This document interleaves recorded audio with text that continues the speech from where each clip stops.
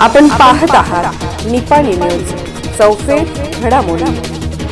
मुलगी दाखवतो तुम्हाला, पहिला पैसे द्या आम्हाला। विवाह जुळवण्याच्या नावाखाली आर्थिक लुबाडणुकीचे प्रकार।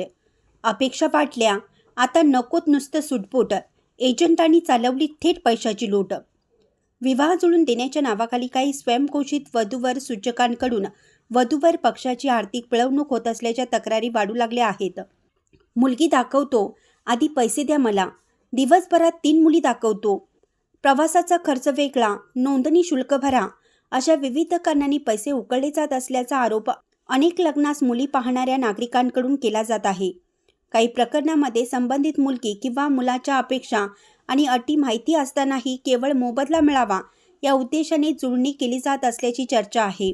त्यामुळे वारंवार मुलगा मुलगी पाहणाऱ्यांच्या प्रक्रियेत हजारो रुपयांचा खर्च होत असल्याची खंत पालक व्यक्त करत आहेत। पूर्वी विवाह जुळून देणे हे सामाजिक जबाबदारीचे आणि पुण्याईचे काम मानले जात होते। गावातील ज्येष्ठ मंडळी निस्वार्थपणे पुढाकार घेऊन विवाह जुळवत असत। मात्र आता काही ठिकाणी या कामाचे व्यावसायीकरण झाल्याने विवाह जुळून देण्याच्या प्रत्येक टप्प्यावर मोबदला मागितला जात असल्याचं चित्र दिसत आहे। वाढत्या अपेक्षा आणि अगोदरच लग्नासाठी सैरावैरा फिरून थकलेले युवकजन आता विवाह एजंट लोकांच्या भूलथापाने दिशाहीन होऊ लागले आहेत। परिणामी इतरत्र विवाहित झालेल्या मुलींनाही पैशाच्या आमिषापोटी दुसऱ्यांदा लग्न चव्हाट्यावर बसवण्याचे काम करून हे लोक लाखोचा गंडा घालत असल्याचे अनेक प्रकार ग्रामीण भागातून निदर्शनास येत आहेत। त्यामुळे अशा एजंटगिरीवर लागलीच आळा घालून अशा नराधमांना आता वळणावर आणण्याची गरज असल्याचं बोललं जात आहे।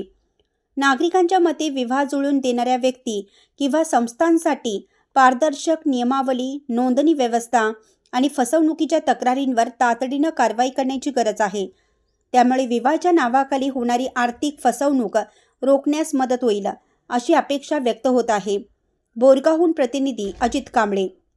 अशाच अपडेट्ससाठी निपाणी न्यूजला सबस्क्राईब करा आणि रहा अपडेट।